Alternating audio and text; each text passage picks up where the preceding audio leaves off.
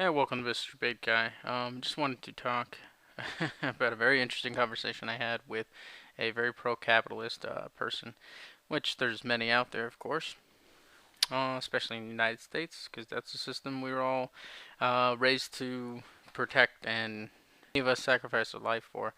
Um, and it's not just capitalism; any form of government. He made a couple claims, several claims, but just wanted to talk about a couple that were made. Uh, One, that capitalism was very compatible with our evolution and our social structure that humans, have, such as a hierarchy of the powerful people and not so powerful people. He said that's a very natural thing to have there, and I completely disagree. A couple examples that I've been thinking about. When do you feel the most connected with people? The most trustworthy, the most at home, the most um, just comfortable in general? It's always either a small group of friends or a small group of family, right? That's everybody's going to answer that same thing.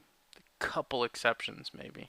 So, why would you say a large society, whether it's capitalism, communism, anything, any large society, why would you say that that is in tune with our our development, our evolutionary development? It's completely against it.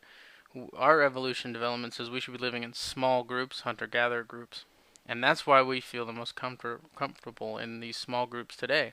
Our brains are actually biologically identical to people living in those times.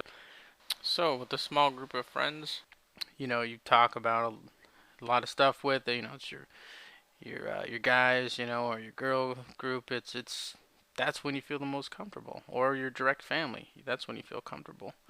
So, it's just a pretty clear cut support against that, insofar as any civilization would say, and that's probably the reason for most of the corruption that you see today, whether it's any system, capitalism, communism, anything. The corruption is based on that because it's people don't think in I belong to this group of 300 million people, like the United States. That's a very large concept to grasp, and our brain cannot do it very efficiently at all.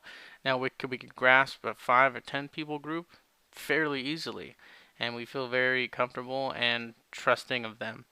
And that's the problem right there of any large society, and that's how the people at the top, the government, try to convince you that be a patriot and to support this, but your brains are not there yet.